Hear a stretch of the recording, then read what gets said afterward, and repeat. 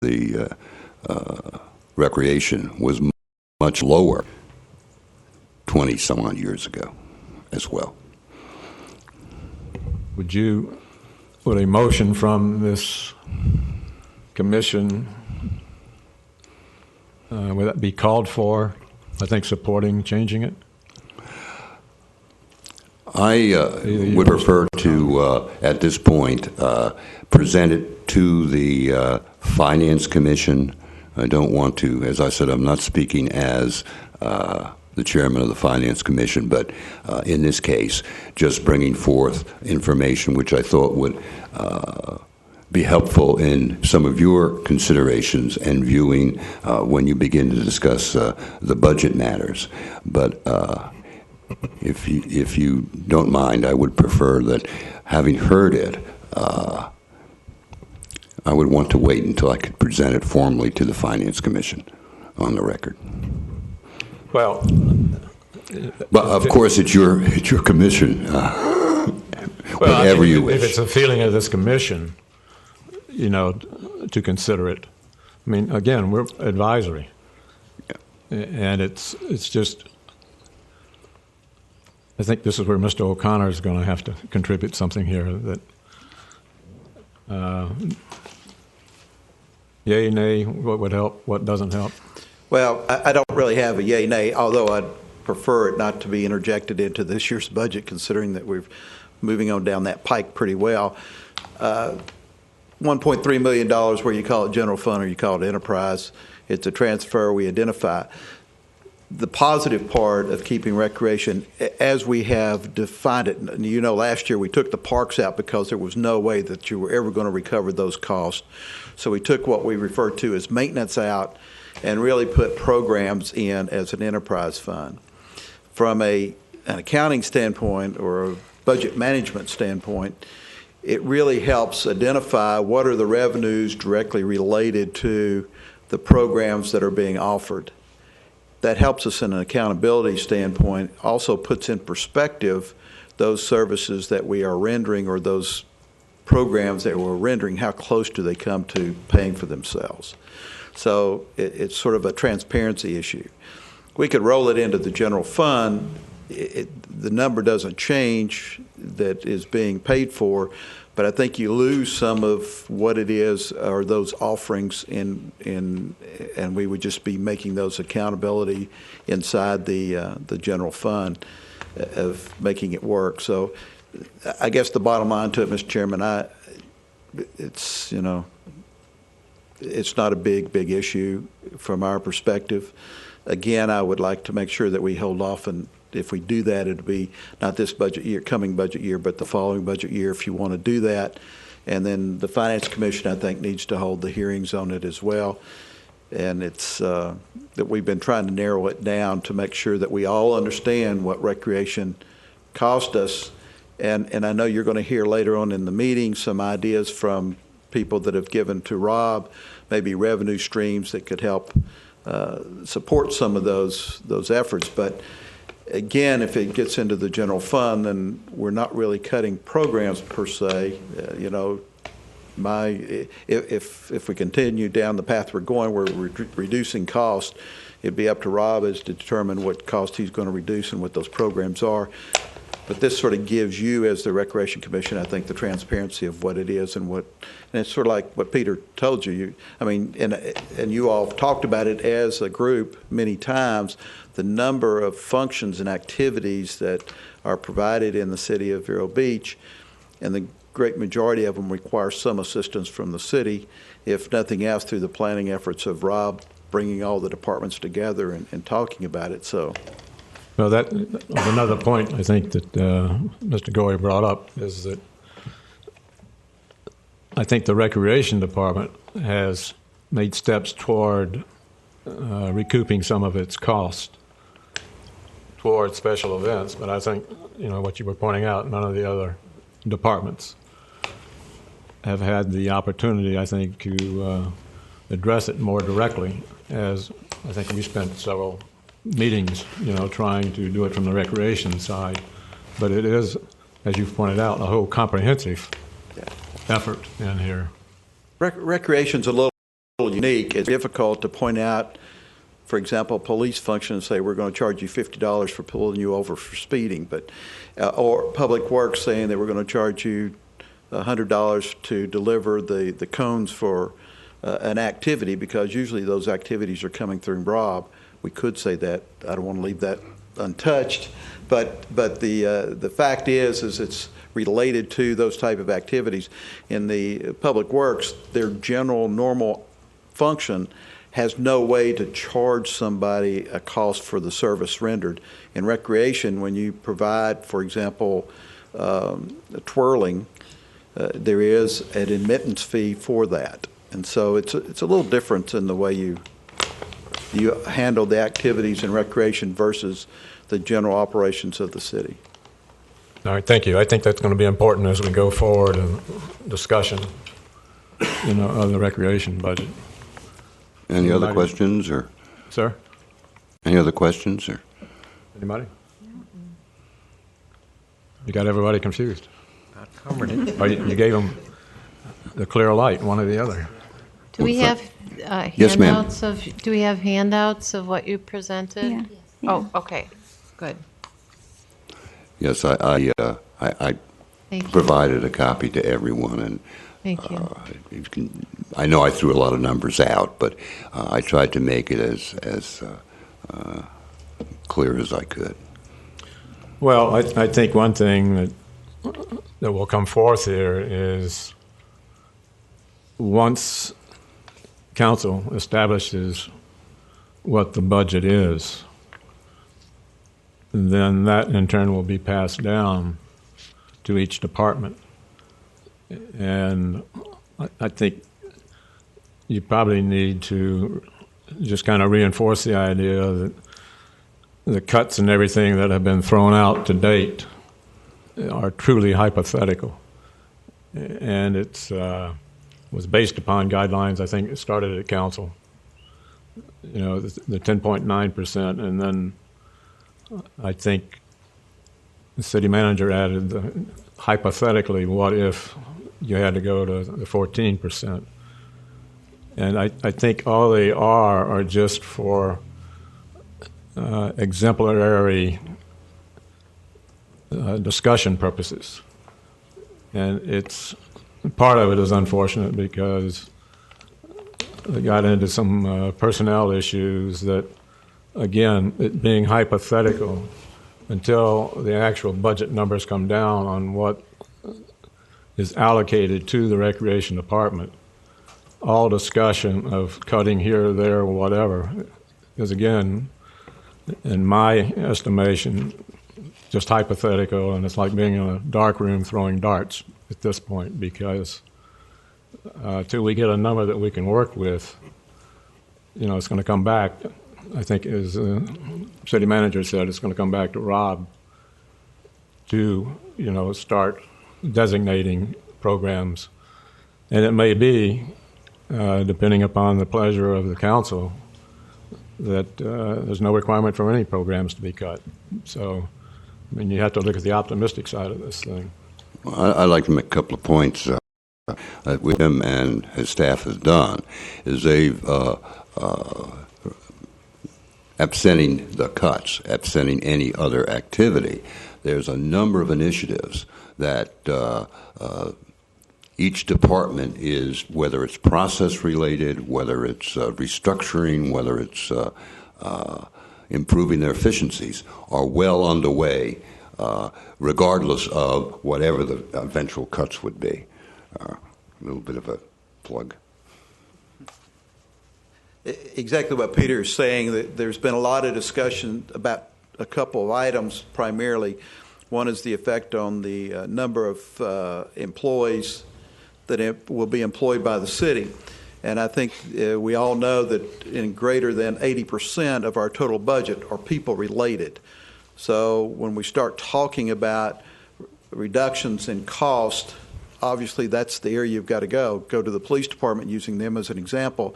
I can't cut back the volume of gasoline we put in the patrol car because a policeman's not very very good to us if he's sitting over here in City Hall. So you got to, and again, their expense personnel-wise is greater than 80% of the operation of that department. Another issue that has come up is the 14 versus the 10.9%. The important thing there is what I told and explained to department directors and through the email that everyone in the area has read, was that the city council's direction was this may not be across the board. We will look at all options as to how we reach the $2.2 million and going through there. So I wanted to have department heads thinking that if we only reduced one department by 8%, then that other 2% is going to come from someplace. And so you need to be prepared if we go from one department to another. So that was really more of a planning tool. The overall goal is the $2.2 million. Another issue that has come up is trying to consolidate and moving people around. If you go to the Public Works Department, as an example, in this building, the director's office has moved. A lot of those support services in that department have moved to the downstairs. If you go to finance, and in finance, we've already made plans that at the post-sale of the electric utility, the entire purchasing, which will be a much smaller group, will now move into the finance department because the finance director is responsible for that operation. But the one or two or whatever the number is, the folks that will go into that department. So we're already moving places around. The challenge that we have, though, is moving people around is not really reducing costs because, for example, if I move out of my space and move into another, which is a very good possibility, you're still going to have heating and air conditioning in that space because it's part of this building, the overall HVAC system. And the other is you can't have mold in one wing and by turning off the heating and air and expect the whole building to be able to operate. We have looked at some of the recreational facilities. And if we vacated those facilities, what would we do? The unfortunate part is some of them are associated with parks. And as you know, that in the charter, we have charter issues as to how you would dispose of. And again, if we're going to have a building and we have to heat and air condition it, you might as well have a wedding in it every so often for somebody to help pay the utility bill, if nothing else. So we have those type of challenges. We are looking at all of those issues, and we're talking, for example, the police department's talking to the sheriff's department about the dispatch function. We've talked to the county about other functions that we are doing, that the possibility of working with them if we could do that. But by shifting our costs to another agency, i.e. the sheriff's department, he's going to have additional costs. He's going to expect somebody to pay that bill. So, but we are negotiating through some of those numbers as we go through that. But again, personnel, the number of the head count is a very critical part of our budgeting process. But we are doing our best, as Peter said, moving people around from building to building and trying to look at it from that respect. Well, you're going to be able to reduce your cost, obviously, what you're saying, by improved efficiencies. But I think one of the purposes of this meeting today is to see if we can identify reasonable ways of generating additional revenue via, through the recreation programs or whatever, we're involved with. And I agree. And the hot dog vendor is a very small part of that, but it is a revenue stream. And then coming back to your question, the last thing I'd want to do is discourage people from setting up those. I do have a sensitivity to the individual who builds a building and owns and occupies a building, but at the same time, if we can find those nooks and crannies where we can sell things or other people sell things, we don't want to get into that business. And it generates revenue for us, I think is very important, and try to promote that. Jim, another thing, though, is we just got done raising fees, and we haven't had a season yet to know how we're going to come out of that. Did we do well by increasing the fees? It maybe we're not so short as we think we are by the time a season's over. That is true, and we are doing the best projections because we have a history with most of where those fees will be collected from. I mean, the good thing about Vero Beach is every year we have very few new activities that come forward. Most of them are repeats, our big issue now is people making that year in advance reservation for Under the Oaks as an example, and we have 2 or 3 people or groups that want to be there at that time, and Rob spends a lot of his time putting people on one side of the museum instead of the other side of the museum, and to accommodate even more and more, because we're getting a lot of requests. And trying to keep those fees. But we have, I think, a relatively good handle on projections of what those fee increases will be. As a general question, Rob, with the new fee structure now coming into being, has there been a diminished number of people seeking? I mean, are we coming down from what we were, or are we going to stay about the same as far as the number of people requesting? At this point, no. We've actually seen probably an increase. All right, so and that's with your community events. So you could go ahead and realistically forecast an increase in revenue, from that. If there are no other questions of Mr. Goy at this point, anybody have? I just wanted to say one other thing. When you were talking about, recreation having an effect on a bunch of departments, and you mentioned the police, I'm just speaking for the people who use the parks and use recreation. We pay for the police. We pay them. It's not provided for free.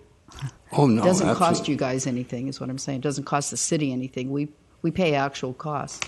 Well, yeah, the point is that if you have to have extra patrolmen and supervision in overtime for 4th of July or for Christmas or for Veterans Day or for whatever, then we're incurring costs that otherwise would not be, we're going to pay it, to be sure, but those costs are ratcheted up because of these particular events. But you listed some events, non-city events in that list of people that, that cost might come from. And I'm just saying that those people who use the recreation department pay for that. It doesn't come from the city. For example? Under the Oaks. We pay for the police. What about Public Works setting up, doing any grounds preparation? What about cleanup if there's debris after any of these events? Yes, they do it. I'm events, really just responding to the police part. That's on your list of things that might cost extra as a result of events, and I'm just saying that in some instances it doesn't cost extra to the city. Well, that's true. Yeah, in some cases it's done during regular hours, and it doesn't impact. And as you point out, in other of the non-city events, of course, there is $42 an hour, which is charged to different entities that come. However, that's a straight time, not overtime, for example. Why don't you charge the higher rate? No. Wouldn't that charge what they are using? The answer to the question is that's the way we'll be going next year, and it will be reflective actual cost as opposed to what we have done historically is an average cost. And to be very frank about it, I think that was in order to keep our rates competitive to the Sheriff's Department. We wanted the activities held in the city of Vero Beach to be a city of Vero Beach police officer. But losing money on it doesn't make sense if we're not charging actual costs. And that is true. And we, again, I think that was been a historical, but you're right, we have discussed that, and that's probably be implemented as we go forward. Thank you. Thank you very much. Okay, we're going to move now toward the citizen input. Before we do that, I want to do a quick survey of all of you in here. How many of you are city residents? Raise your hands, please. 1, 2. Okay. So that'll be reflected, when you come up and do your present what you want to do, citizens. Not, we're going to do citizens input first. Okay, if you'll please come up if you have something you want to say. Anybody? Gabby? I do. Please come up.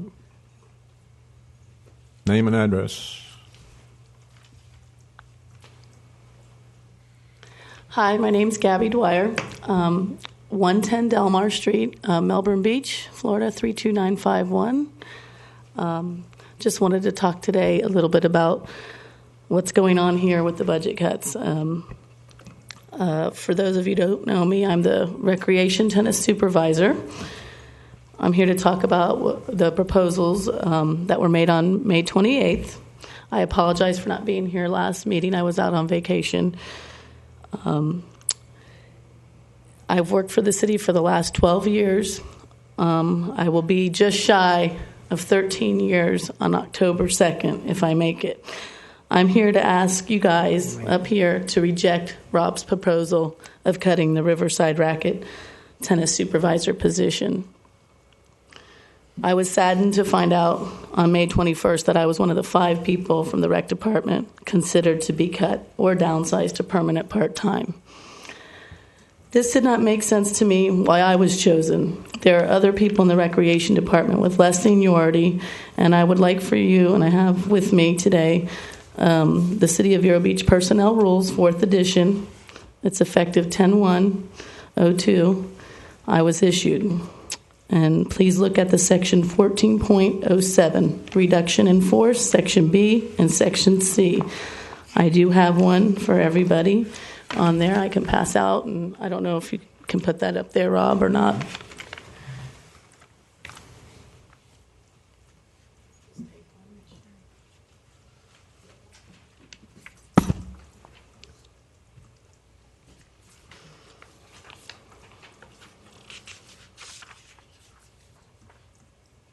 Ray, get one. Yeah, let me see.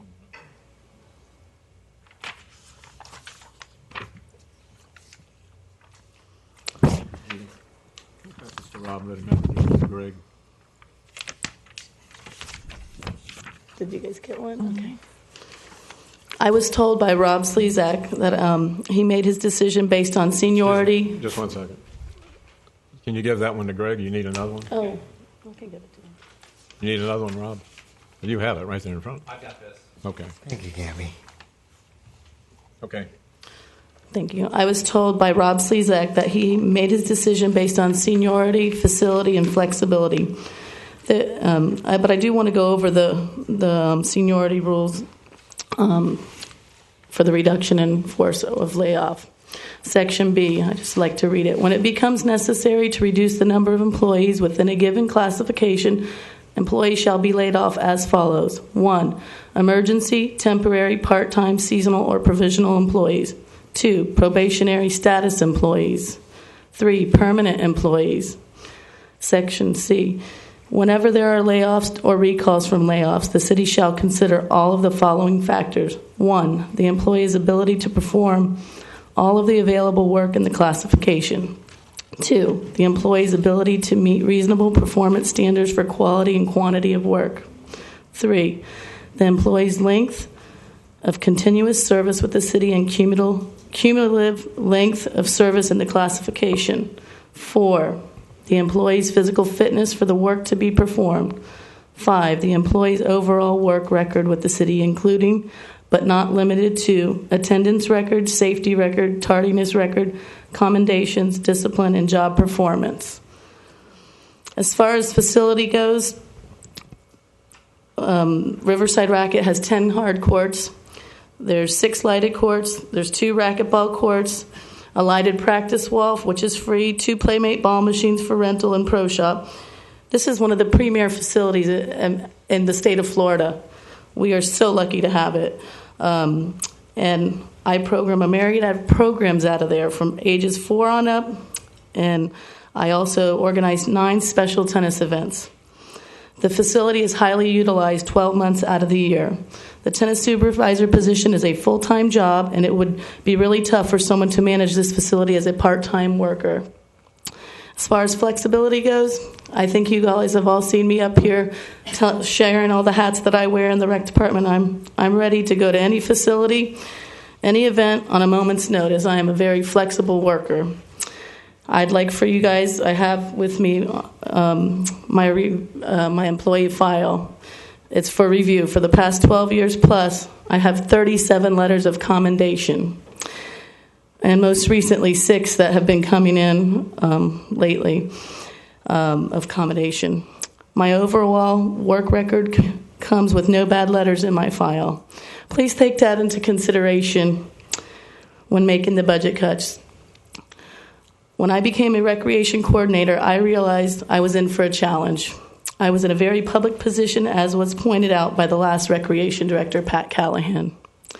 I took it on and was promoted after 8 months because of my experience as an athletic director at the Jewish Community Center. And it was instrumental in my work to improve the tennis facility into an organized and well-run tennis program. I had one pro who worked mostly in the afternoons and evenings, and I brought in another pro who works 3 mornings a week. And he runs clinics and gives private lessons. I brought in pros who run our facility. I began summer camps, expanded our round-robin program, began tournaments, special tennis events, increased tennis memberships. I've applied for grants with the USTA. We also made a video for the best tennis town in America. We didn't win, but we sure tried with the help of my staff. I prepare all the advertising for the Riverside Racquet Complex via emails, write articles. I talk on the radio, on television, on many occasions. I also fundraise for the facility for our tennis events to make it fun for the people who are members and non-members. I was not only hired to program the facility, but to make it a Vero Beach community asset, which, as you all know, Vero is a great place to live and visit. I love working here. It's a family to me. The people, the members, the guests, the non-members, the walkers, the joggers, you name it, the kids coming in for the programs. Those are the people that I love to provide the service for, and I give my heart and soul to this department. And I feel like an ambassador for the city. When they come in, I try to get them going to the restaurants, to this, to that, wherever they need to go. And I'm talking to people all the time, and I try to recruit them from out. I'm at the bridge place over at the community center. People are playing bridge, and I recruit them. Oh, you play tennis? Come on over to Riverside. That's what I do to try to make Riverside Racquet a great facility. We also have partnerships with St. Ed's and Indian River Tennis Foundation, and this brings value to the community. This is what attracts the newcomers to the facility. All of this is what makes Riverside a family, and in addition to those responsibilities with Riverside, on a yearly basis, I supervise 3 special events: Dancing Under the Stars, the Halloween Parade, Costume Contest, and the Community Holiday Party. That means I do all the fundraising and all the articles and advertising. I am support staff for the holiday drama, Easter egg hunt, mother-daughter tea party, Aerolantic Circus, supervise summer camps over at Leisure Square. I have successfully fundraised for all of the events and for many other tennis events in the recreation department to help defray the costs of all these wonderful events. I am a true team player, and I've helped out at garage sales, gymnastics. I got my gymnastics certification to help out those girls over there and the staff. I worked at the Toddler Fun and Fitness, and you could see me filling in over at the community center on any occasion when asked. I've also, in preparation, I've submitted 3 pages to Rob of suggestions to help us figure all this out. A couple of my suggestions were not just to cut my position, but maybe possibly across the board reduce, the salaries maybe of all the city recreation department 5 to 10%, and maybe furloughs for full-time and department heads. Please look into these suggestions and truly think about what y'all are doing up here. And I know you're an advisory group, but I love working for the city, and I have a family, and I just love it here. And I would like for you guys to get creative today and show us what you guys can come up with, and I'm there to help. So thank you for listening, and I'm hopeful I will still be an employee of the city after all of it's said and done today. Thank you. Thank you. Thank you.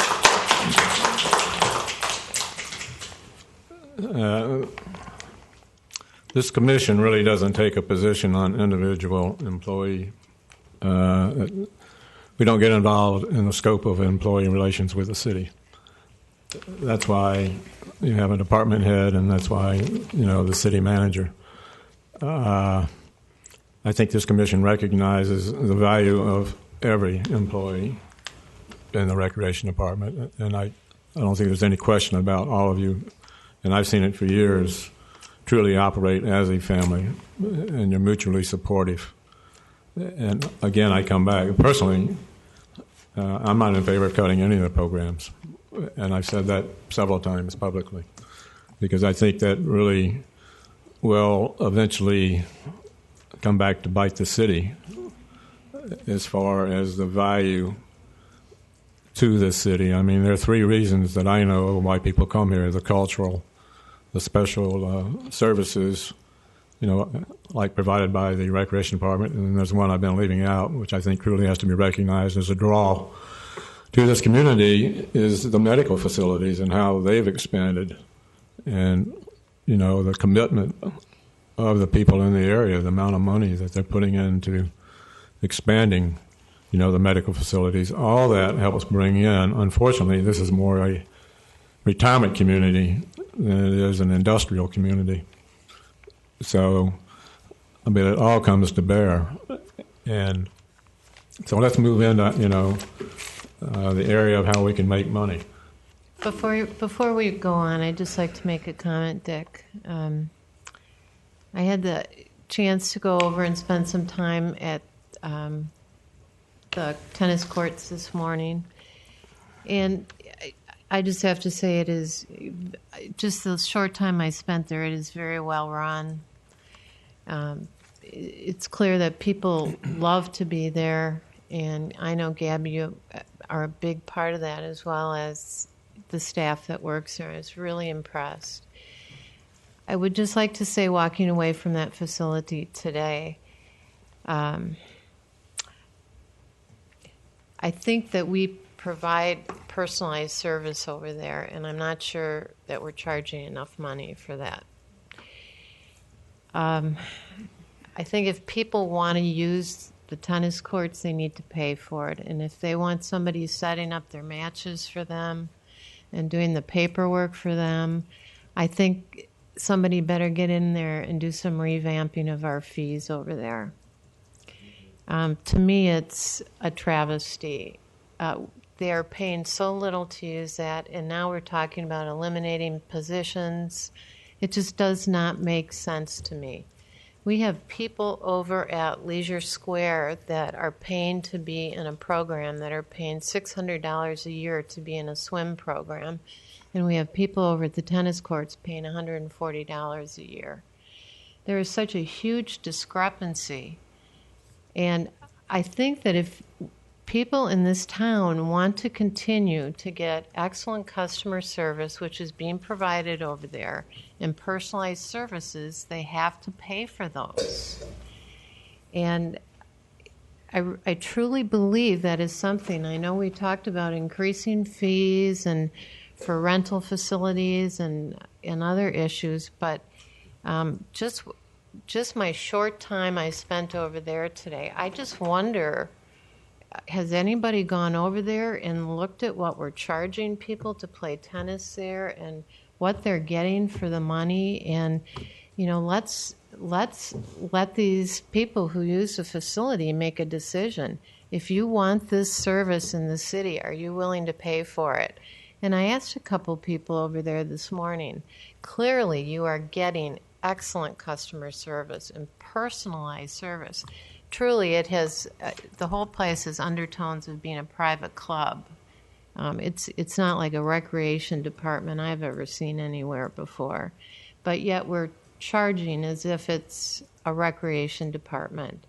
So I would really ask, and I appreciate you standing up here, Gabby. I think you did an excellent job, but this is just one area that I think, before we talk about cutting positions, let's go in and say, ask the people who use these facilities, whether it be the swimming pool or gymnastics, are you willing to pay more money and continue with the services that you're getting.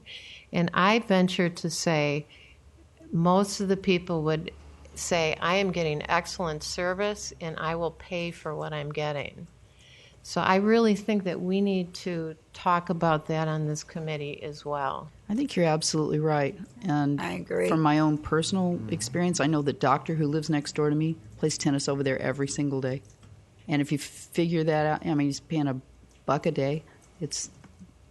I know that we could do better if we raised the fees. Gabby, when's the last time the fees were raised over there?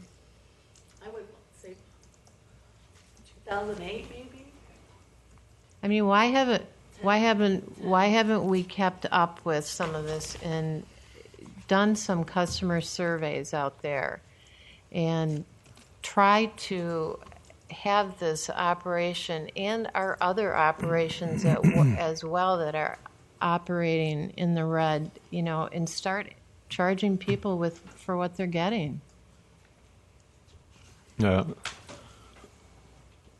Address all that, or Sure. do you want to have the rest of the Well, either Well, I think the rest of the people, Gabby's the only one that expressed interest in coming up and speaking. Okay. Oh, no. Then you come up here. I'll talk after that. Okay. Come on up.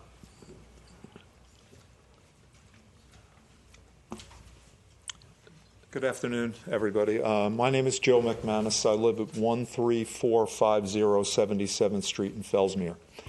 I was here last week on behalf of the United States Life Saving Association to present Eric Tumso with the Medal of Valor Award. I happen to be an executive board member of the United States Life Saving Association, which is a 501c3 nonprofit operating both nationally and locally in the state of Florida.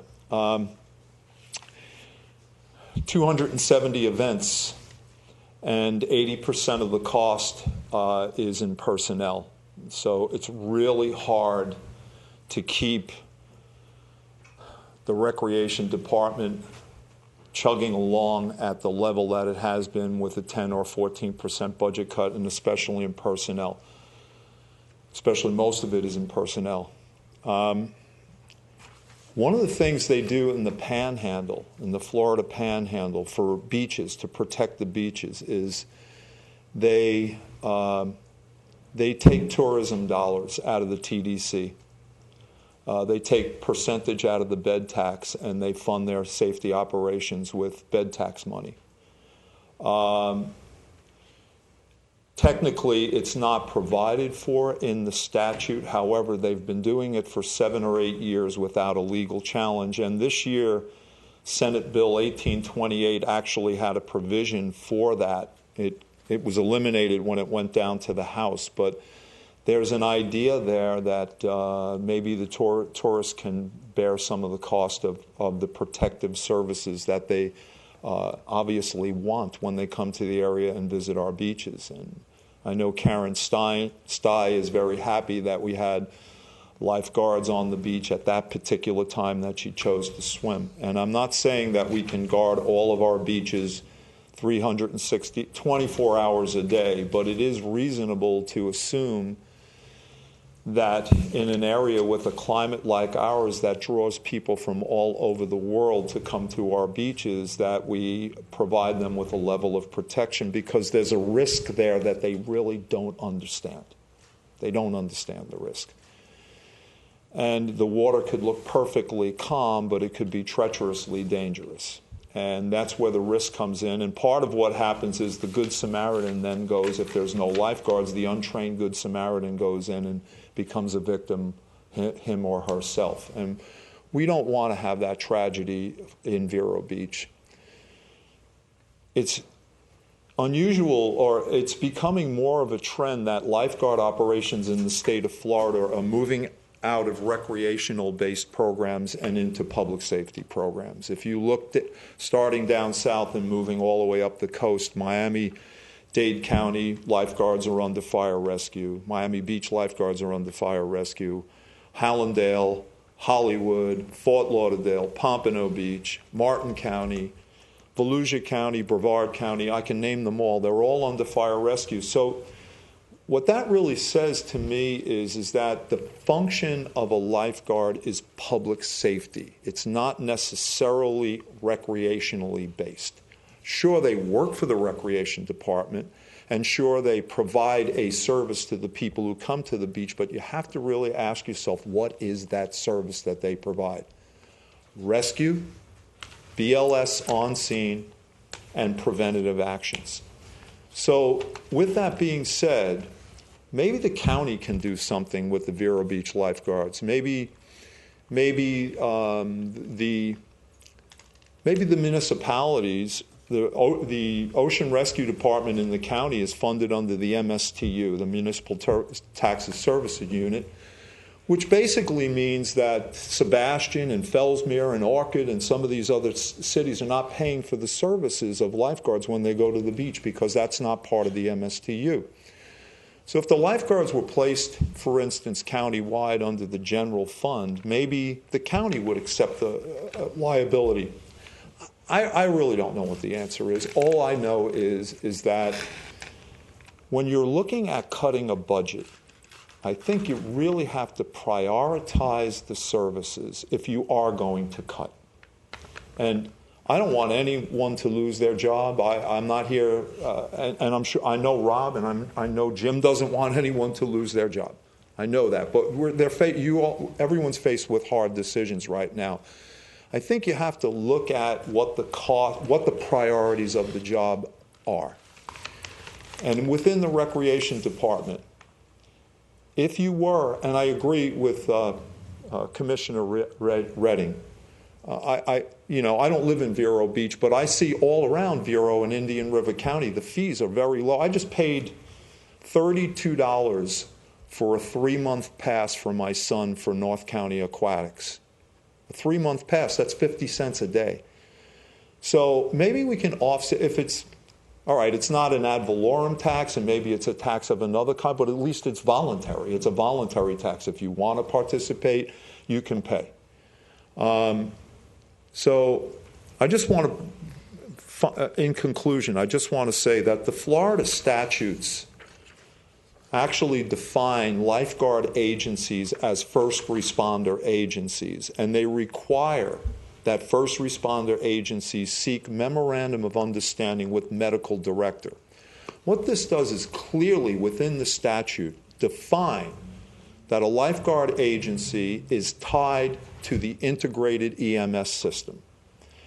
If the first and primary function of good government is public safety, it's a very dangerous move to remove lifeguards from your beaches for reduced hours or even for days, because you're now abrogating your responsibility, in my view, to provide for public safety, which is the number one requirement of good governance. And I don't mean to be derogatory. You could cancel gymnastics. No one's going to die if you cancel gymnastics. You could cancel tennis. No one's going to die if you cancel tennis. But if you take lifeguards off the beach, people are going to die. And I think that the repercussion of that in the search and recovery programs that come afterwards, the helicopters and the boats that are out there trying to recover body for days, cost a lot more money than the preventative actions that you can take. So as an advisory group, I would just ask that this board takes a position, that this commission takes a position to recommend to the city council that its beach lifeguards are serving a public safety function and should show that priority within the budgeting process. That's all I'm asking you to do. If you could take that advisory position, designating Ocean Rescue, Vero Beach Ocean Rescue, as providing a public safety function within the recreation department, it might get a higher priority in the budget, and I think people's lives would be saved. So I thank you for your attention. Thank you. Thank you. I want to, I think, have Mr. O'Connor answer some, especially the revenue issues like the bed tax and sales tax. The bed tax under state law is really a county purview, and so we have made several requests to use the bed tax, because 52% of it is collected actually inside the city of Vero Beach, for dune restoration. We thought that as part of the restoration and maintaining of the beaches. So we made our request in writing through the city council by resolution, and have been rejected at least 3 times since I've been here, probably more since then. And so we have not had very much luck, but state law does give that authority to the county as to the allocation of those dollars. Sales tax. And the sales tax is another part of our general fund and operation of the city, which goes into the total functions. And I agree with the comments being made. Obviously, lifeguards are part of the public safety, as are police officers part of the public safety function. And the requirements that we have are, again, limited, or they are limited and covered under the scope of the state law, in which we are protected as to the security of our beaches and the natural phenomena associated with swimming in the ocean. The requirements are not a requirement that we have to have guarded beaches. That is an option of the city to do that, and we have chosen to guard 3 of the beaches that are primary tourist attractions and bring people, not only tourists, but we have our community members, and when I say community, it's the greater community of Indian River County that come to really beautiful beaches, and we have in the city of Vero Beach probably the most beautiful beaches up and down the coast, especially in Indian River County. Because, again, lifeguards are a part of that function, but you would have less visitors, in my opinion, if you did not maintain the park facilities, i.e. the pavilions.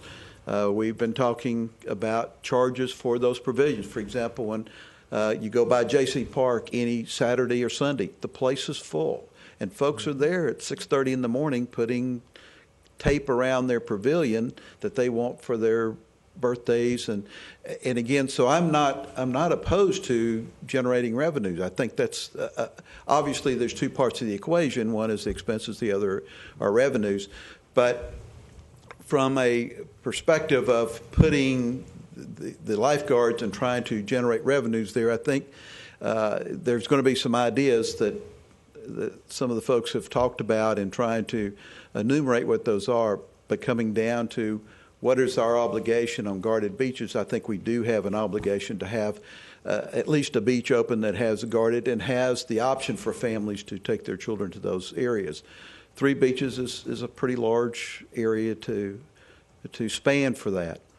Another thing that I agree with the comments that were made, we as a city organization have to put priorities, and when we start doing cuts, that's why it's not going to be random cuts across the board, and trying to establish where are the priorities of the city, what are the obligations that we want to meet, and if lifeguards, and it is an unfortunate situation, but you do get down to the point, cutting the grass in the park is that as important as putting lifeguards more hours on the beach. But that is a policy that is also a priority set by the community. Do we need as much tennis instruction as we need lifeguards? Do we need as many police officers as we do public works folks that are maintaining the grounds? Those are going to be issues that and priorities as we go forward, because this is not going to be the last year of hard budgets. I think as we go forward, we're going to see that, because there is an expectation of residents in the community, which is reflective if you took at the private sector. We have more people who shop at Walmart than shop at Macy's, and there's a reason for that. Because of pricing is the function, not service. If we go back to the bed tax, the only experience I have with the county and the bed tax was the Cultural Council, who's a 501c3 like the VBLA. And I don't see any reason why they couldn't go to the county and try to get some bed tax funds to support, not salaries, but some of the other things that get spent out of your budget to support the lifeguards. Oh, everyone has the right to make their application. That is the 501c3. As you say, the Cultural Council's one, Sebastian Chamber of Commerce, the Indian River Chamber of Commerce. I mean, there's a lot of activities that are funded out. We've made our request on behalf of the city and have been told, again, and at least 3 times, the answer is no.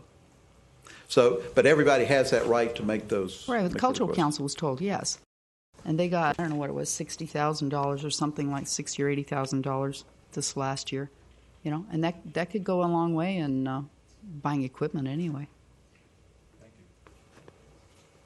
All right, thank you. Yes, ma'am. Name, address. My name is Susie Sunkel, 1480 56 Square West, Vero Beach. I'll be quick. I am just here about the Riverside Tennis Club. I moved here 10 years ago from Connecticut. I belonged to a tennis club there. I moved here. I joined a private club. And I just joined about a year and a half ago, Riverside, and I am totally in love. It is an amazing program. I can't believe I made the mistake of joining a private club. Gabby does a phenomenal job of organizing, putting people, with players that it's a good match, all the different tournaments that they do. It's clean. It is run so well, and she's attracted such wonderful group of people there. So I wrote in emails, and one of the things I said was what you were saying is raise the rates. The rates are, I don't like to play a lot, and I'm on a budget myself, but the rates are very, very low, and that would be a great way to be able to keep the position and to bring in some more money there. She is really the best at arranging the games and doing the different things in the events, extremely well organized and friendly. So I'm here, like I said, on behalf of Riverside and keeping Gabby in charge of that, because already people are like, if Gabby's gone, I'm gone. So unfortunately, then revenue will be lost. But she is really, really good at it, and I love it. I was just up in Jacksonville helping out a son up there, and I called up. I figured, they'll have the same thing like Vero. No way. It was like, oh, no, we can't get you in on the public courts, or we can't fix you up with people. So it really is an amazing service. And definitely is worth more. So thank you for hearing us. Thank you. How many people use the tennis courts? How many members do you have, Gabby? 1,195. That's your total number of users. That's the total users. But there, she's asking for membership. Are city residents, and the other half are about county. So how many are there? What was the number? About 140. Do we charge more for the county residents? Yes. Yeah. That's your membership. That's not your total participation. Okay, let's move on with this gentleman, and I think there's several people behind him. My name is Michael Marbury, and I live at 2800 Indian River Boulevard, A2, in Vero Beach. And I use the tennis center, and I appreciate it very much with what Gabby does. She also acts as the ambassador to get more people to come down to the tennis center to use Riverside Park. And over the weekend, I was at Charles Park, which is also maintained well. And what I'm saying is I don't like to have my fees go up, but I would be willing to pay more to use it, because I think it's part of the culture of Vero Beach, the entertainment, the leisure, the beach, that we need to charge reasonable rates to maintain this in the future if you're going to be losing, budget positions or other budget considerations. Thank you. Thank you. Yes, ma'am. Good afternoon. My name is Kat Cruz, 4305 62nd Court, Vero Beach. I am actually here just to maybe voice an opinion of a young water woman when it comes to really these Vero Beach lifeguards. I've had the luxury of growing up in this city, and really recently in the past couple of years with the ability to be a little bit more on my own on the water, thanks to a lot of the knowledge that I get from all the water people around me. I've been able to be out there, and that safety and that support that these Vero Beach lifeguards give, I don't know, I do not envy your position at all, because I don't think I would be able to do that. Nobody deserves that. We don't want to do that to anybody, any job losses. But Indian River County, our tagline is a place to belong, and that's really what all of these people do. They give us the ability to go spend our leisure time, whether we are snowbirds or not, and not have to worry. in the tennis courts also. I mean, we get to go spend all of our time having fun while the city provides us with these people that are taking care of us. And as a citizen of Vero Beach, I mean, I spend most of my time on the water. My paddleboard's on my car right now. I'm headed somewhere to paddle. And these guys and these ladies are the ones that, when I ripped off my toenail in the middle of a surf session, I walked up to them and I'm like, can you guys tape me up? And I'm going to pass out. So, I mean, these guys, I don't know if one beach is good enough. I'm a hairstylist. I talk to people about the beach every single day. Every single day they're headed to the beach. How do you man one? These are children. I mean, these people do not know. I just talk about rip currents all day. I mean, it is an unknown. It's so much trouble for people that don't know. And if you don't have somebody watching, I don't even think people really understand how these guys watch. I mean, they're hawks. They're ready. They're willing. They run faster on sand than anybody else I know because they have to get there fast. So I don't know anything else other than I think I just wanted to take the opportunity to say it because these guys do go out and they do try to fund themselves, and the VBLA does different things to get money in. So they're doing everything they can outside of their everyday job. So to me, that's pretty inspiring, and it's a pretty awesome community to be a part of that. We're trying to figure out how people can keep their jobs so everybody can keep coming back to really enjoy what Florida is. And as much as all these other things draw people to Vero Beach, right now, as we celebrate Florida's 500th anniversary, the reason why we're all here is because of Florida, because of the water, because of what we get to really enjoy every single day when we walk outside, opposed to seeing snow. If any of you are snowbirds, the snow stinks at least part of the year when it's slush. So, Used to be. I mean, that's really it. I hope that we can get super creative so that everything gets funded. So anything we can do to help. And I mean, I'm not good at the rest of the stuff, but I see social media networking up there, and I'll just help with that one. It's there. So, Yep. Thank you. Thank you. Thank you. Next. I'm Patricia Blaze, 1903 Tamara Trail, Vero Beach. I believe I'm county, I'm not city. I'm basically here to endorse Gabby. I'm here to support her.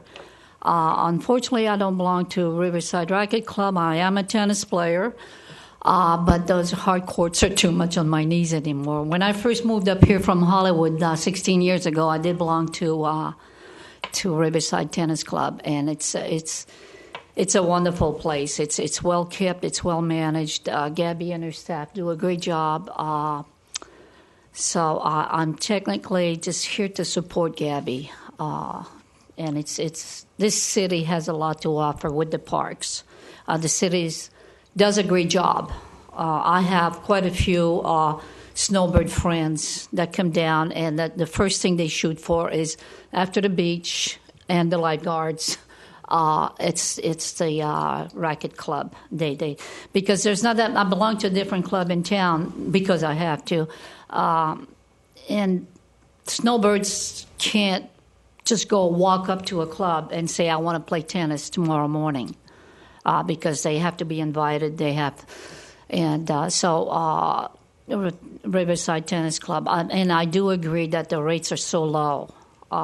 And nobody likes to pay more money for fun, but that is a wonderful suggestion because it would help tremendously. And I don't think anyone would object to higher membership fees at the club. Okay. So thanks for hearing me out. Thank you.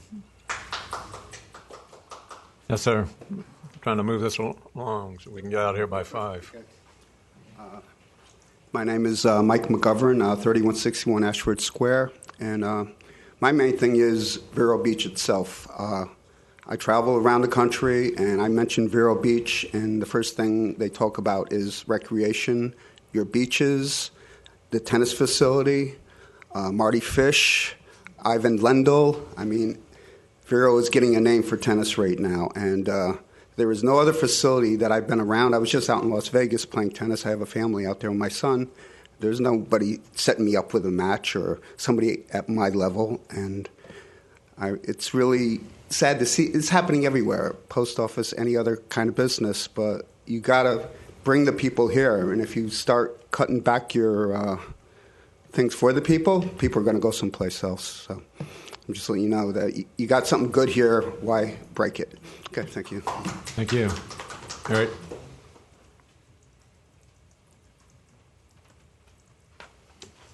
Hi, Eric Tombstone, 1351 White Heron Lane in Vero. Just as recent as this past Sunday at J.C. Park, there's an 8-year-old boy who jumped in the water and got pulled out by a rip current. Soon thereafter, I guess 2 of his siblings jumped in, and a 19-year-old who couldn't swim very well.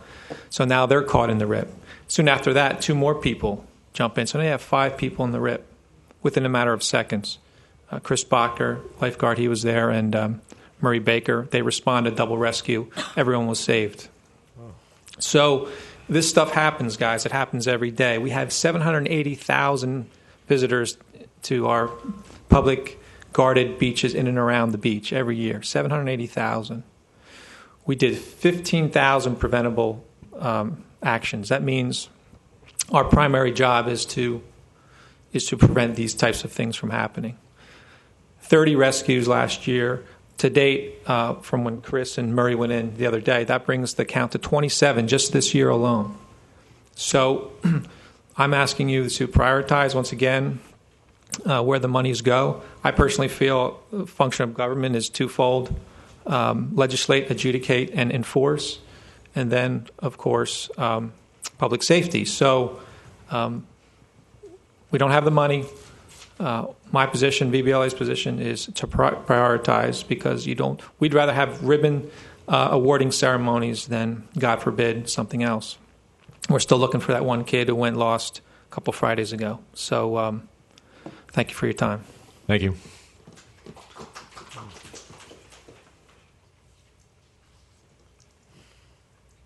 I'm N.W. Jack Flash.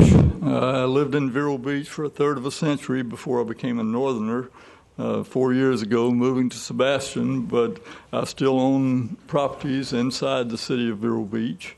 And I am having to go to this one, that one, or the other one all the time, so it's no big deal for me to come here to Vero Beach only 5 days a week to play tennis. And it's extremely well taken care of by the lady who's been doing it for these 11 or 12 years. And I put off playing tennis for well over 20 years because I had to get my wallet back in shape.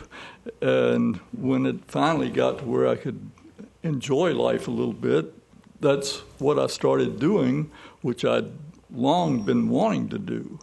And I think, being that I'm an old codger getting ready to hit 70 shortly, it's easy to come and enjoy it where so many other people do it as a retirement thing. Not all have to be retirees to be there, but it's a well-maintained thing, and I wonder what will be occurring if the lady running it ceases to be there.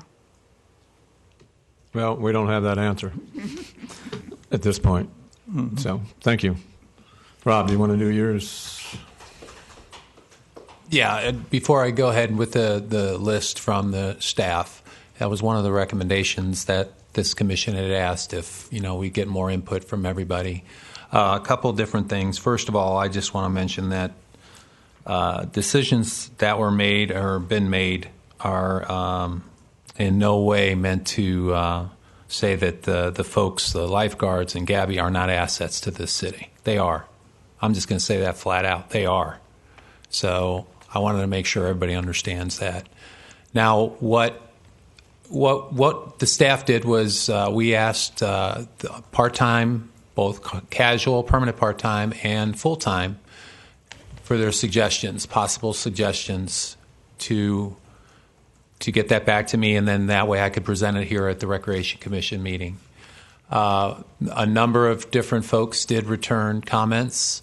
A number of times I kind of consolidated their views. If they looked at raise rates in one of their areas, I consider it raising rates across the board, et cetera. One of the things that's been brought up and has been brought up, especially with the letters from the folks who have been supportive of Gabby, were they would be more than willing, much like the folks that were here today, of having their rates raised. That sounds great. I think that is definitely approach. One thing I want to let you all know is that a while ago, about last August, I want to say, no, not even last August, maybe March or April, we began the process of asking to raise rates, plus look at community events, plus look at everything else that we did. Those rates were approved in January, to let you know. We put out a brochure, a program brochure for the year in December. So the idea was that when we went to change our rates, which were approved by council in January, we went after and raised the rates of those things that were not in our year-long brochure. The idea was that we didn't want to just hand out a brochure in December and then have the rates change right away, so that people are thinking that would, that we just threw out a piece of garbage. So the idea with the rates for a number of our activities that are inside that brochure, we were going to kick in later in the year. Asked staff to come back with new rates, ones that were approved through the January meeting, to come back to us with new rates for us to implement August 1. Now, what I will tell you is when we were looking at even these new rates, there were some things that we found that we could definitely increase again, and I will be bringing those to Jim and to council by the July meeting. And those include membership rates. That's the big one.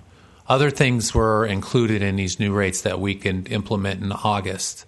Well, one of them was membership rates could be increased, and we believe that could be a revenue maker. With what the staff proposed, there were a number of suggestions. Some of the things are things that can be worked out. Some of the things are things that would may not even generate revenue, may be more expense, and in some cases, some of the things would take not even our staff. It might take local representatives or even council members, things like that, just to have those things be passed and go through. So what I did was I gave you a list of all of the suggestions, and like I said, I did pull some together, and here they are.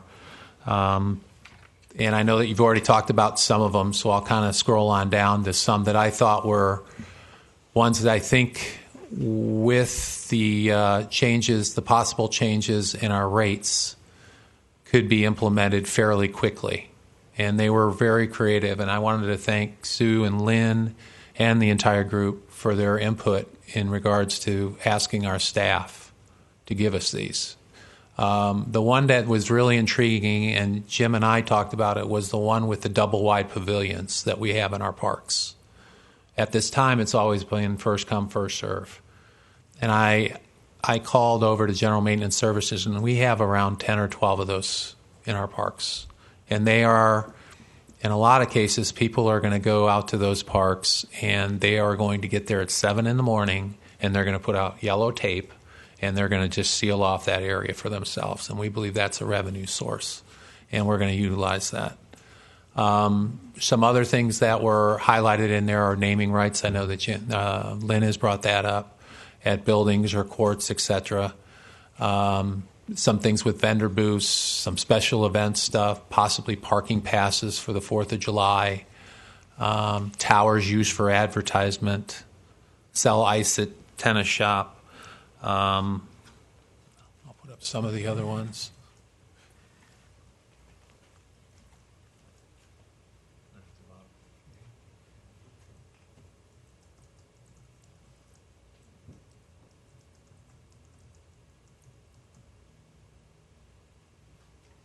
Some of them are debatable. Some of the things have been brought forward before, and they tend to get they were shot down before, like the the Royal Palm Point, asking for an admission donation. Have lifeguards switch to public safety, that was brought up. And also the Bill 1828 that Joe McManus had brought up about the tourism tax from the state. Those were also brought in. We had one trades worker say, if you have to replace me with a part-time maintenance worker instead, and share with another department. Have supervisors cover while other supervisors are away instead of part-time staff. That's covered to an extent, but it could be more utilized than what we're doing now. And then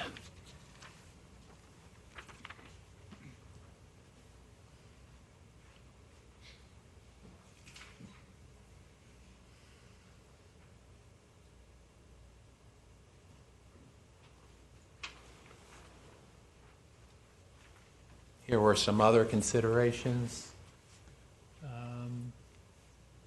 If hours were reduced to hours, they should be consistent with something that one of them wrote. Some things like hire more staff to offset overtime, I don't think that's going to benefit. But I mean, I wanted to make sure whenever they gave me input, I just put it out there. And then, of course, possible furloughs, salary adjustments to offset some reductions. That was brought up here today. And keep looking at line items.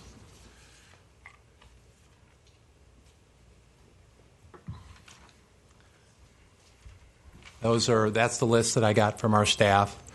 I'll be meeting with Jim, city manager, on Thursday to talk about our budget.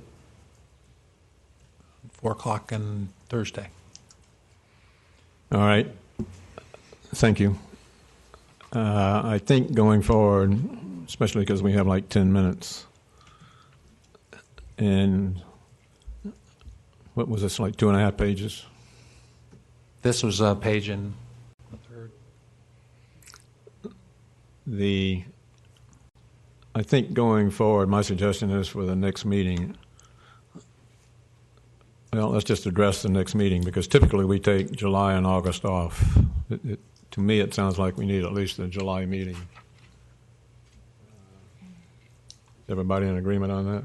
Mm-hmm. I actually would prefer that we don't take any months off. I think that there is enough on the Recreation Commission's agenda and then we start getting backed up, and now we have a time constraint. We have to be done at 5 o'clock. I think we have enough people on this commission. If Rob's not here, Patty's here. If you're not here, I'm here. I would suggest we don't take any months off this year. We have a lot on our plates this year. And there's a lot on this list. Certainly there's some of it you can do by yourself, but, like you said, other parts of it are going to need talked through and sent up the line, and we should be available to help you to do that. Well, my suggestion on doing that, first of all, we agree we're going to have a meeting next month, I guess, was what my question was. Okay. Subsequent to that, there's no question about this being a long list, and I think, as some of you are aware, we have the ability to go to subcommittees now. So I think beginning of the July meeting, that we come in prepared that if there's anything additional to be added to this, and then break it up into subcommittees, because you have different people involved in different issues. As far as Rob or Patty, I'm sure are central to every one of these. But there are different city staff people that would be involved, as you explore these suggestions. And to go through a council, a commission meeting, trying to go through all this, you're talking about 2 or 3 meetings, 3 or 4 hours. And I think we can do it a lot faster and more effectively if we break up, come back with concepts. So, is everybody discussion on that? No, I agree. I think we've had these packets all of, 3 weeks? And I don't think we're ready to make any kind of decisions. I'd like to see us look into some of these things that have been suggested, see what we can implement, where Rob can project some of the income that might come from that, and before we do any kind of cuts in staff, we need to look at other options. Judy? I agree with Bobby totally, and I hope the TV audience realizes City Rec is the future. We don't have anything for these young kids more and more nowadays. We're taking the young folks out of Indian River County. We need to get something to bring them in here, recreation in the summer. I know I'm doing my part. I told Rob I will sponsor something every summer as long as I can afford it to support him. And he's fine. Greg? I personally have no difficulty at all with increases even for using the facility, because what we just did at Leisure Square this past Sunday, a week earlier, what the lifeguards set up, and Joe that set up everything for over 80 Kiwanis Action Club members who enjoyed the picnic, and over 50 of them swimmers. The young man, Joseph, who set everything up, his aunt is a member of the Kiwanis Action Club. And she got a big, they just hugged each other, and everyone thought it was great. And for what we've been doing for pushing 25 years there, and at the Vero Beach Community Center, I'll be there next month with Lori. I wouldn't mind if the cost went up, because it's two marvelous facilities for, I call them, my kids. They have fun, and that the city recreation for 25 years has always provided this. I wouldn't mind if the cost went up at all. Sue? No, I think he's right, and to be good stewards for the recreation department, that's absolutely what we ought to do. Raise the rates. The people will come anyway. There's lots of discretionary cash. Well, as all of you remember, we went through raising the rates, a year ago. So it's a long process, but certainly we can initiate it, starting the background, the discussion, et cetera, and, building it, I think, in the next meeting in July. Lynn? I think we should get some subcommittees going here. I agree, because when we talked about raising rates last year, we could have done a lot of that footwork outside of this chamber here. And I for one, I am willing to work on any committee with Rob, whether it be doing research on raising rates and trying to make up for some of these gaps. I do not want to see, I will go on record as saying I do not want to see our lifeguards or our beaches cut at all. I think that's a whole separate issue. Safety and tourism is a whole separate issue than gymnastics and tennis. I agree with what's being said here today.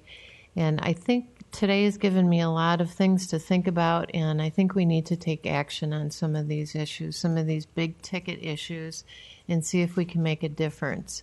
And I don't believe sitting here for an hour a month we're going to be able to accomplish very much. So I agree with you, Dick, that we need to get some subcommittees going.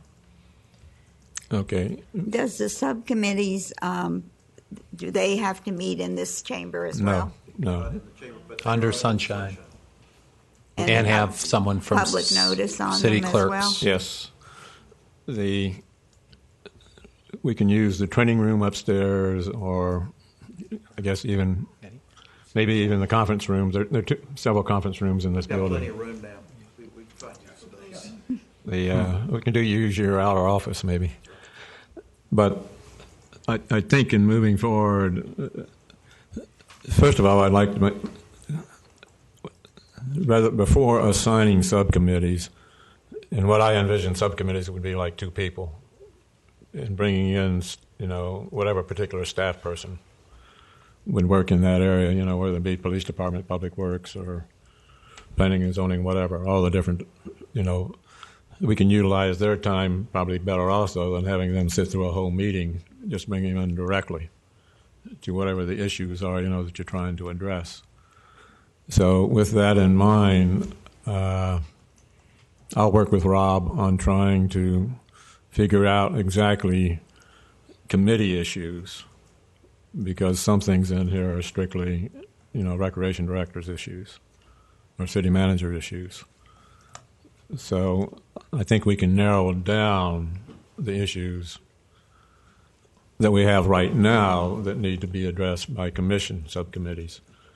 And then, if we come back in and add as necessary and do assignments, with the July meeting. I know that Jay Kramer has done some talking about pulling together some community organizers for an event, a fundraising event, which would involve people not necessarily on this commission. Right. Anybody have anything else? I've got 1 minute. Yes, sir. Just a couple of things. You said that there are things on here that the city manager is welcomes any comments that you all may have and input into the decision-making process, because it is very difficult.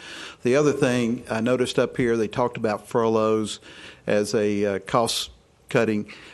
All the department directors have taken in excess of 4.62% pay decrease for 2 consecutive years. This will be the 3rd year. So in order to preclude furloughs for everybody, the department directors took their pay cuts. And so we have implemented pay cuts as it is in the proposed budget and as it is in the existing budget. So just to put it in perspective, some of these things have been implemented, and we see them going forward as well. I've got one quick comment.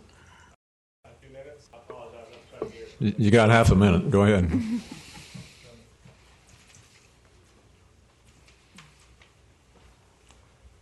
Otherwise, you pay overtime to her. My name's Josh Harris. I live at 4521 Street in the county. I'm the lead lifeguard for the city of Vero Beach. I just came from a doctor's appointment. Heard a couple comments. I really wanted to comment, so that's why I'm late. Mr. O'Connor, I have to humbly and very respectfully disagree with you on a couple of points, and I don't want to pin one place up against another, but having one beach in the city, that broke my heart just hearing that. You have places down south, they have one beach every 100 yards. We have 3 miles, we have one beach, and as far as the parks being a draw for people coming to the beach, we count upwards of 750,000 of people a year coming to our beaches. We don't count what's back in the park. We count what's on the sand. So when you look at those numbers, clearly the draw is out on the beach and in the parks, and the parks do a very good job. I know a lot of the guys at work. We interact with them every day. Saying the grass being cut is as important as a lifeguard. I very respectfully disagree with that. Last thing, furloughs. They may be the same for everywhere else. They don't work for us because every time we have to furlough somebody, we have to bring in a part-timer to cover that position anyway. So that's just if you guys didn't already know that. So thank you for your time. All right, thank you. Anybody else? Next meeting is July 9th at 4 o'clock.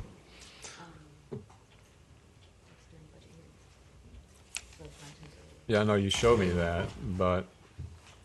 Mr. Connor, how late are your budget meetings running? On July 9th. July 9th is budget meetings. Is that with the council, or are you talking about with the department directors? That's council. Council? What time does that start? I haven't gotten the schedule, so I'm not sure. Do you know? Okay, I don't have the time and schedule, so... Well, let's try to keep it July 9th now, and then subject to... Okay, yeah, because if it's an afternoon meeting, but typically ours start in the morning, don't they? Yeah. We'll be out. I'm sure we'll be out by 4 o'clock. If not, then the training room would be available. You just would not be televised. Do we have to start at 4 o'clock though? I'm sorry. But do we have to start the meeting at 4? Can't we do it at 3 again? We used up every single minute and 3 more today. Yeah, I know. I I agree. Trying to do this between too. 4 and 5 is difficult. I'd like us to try to brainstorm and find another way to work this so we have some more time. It seems counterproductive for us to sit here and watch the clock till 5 o'clock. Are we talking about paying overtime? Is that a real issue right now, Jim, to have? Well, recording of the meetings is an issue that the city clerk's office, but that's not as important as the work that you guys have got to do. Well, that's what I we'll, figured. we'll make whatever works. And if you start at 3 o'clock as you did today, then typically, but if you had to go to 5:30 or 6 o'clock, we would accommodate. All right, thank you. See, actually, she Sorry about that. puts a bind on Judy and I. Summer's okay at 3. Yeah, I know, but that's School starts. yeah. So, Well, by the time school starts, budgeting will be pretty much down the road, and we'll have done our job. Can we at least do the next one at 3? Dick, does that work for you? again, you're pushing on seeing what city council does. Well, again, we will make the training room available, and recording of the minutes is the only important part of that process. You just wouldn't be on television, but you would still get the minutes out and that kind of stuff. We can still have public comment. People can come to the training room. Are you available?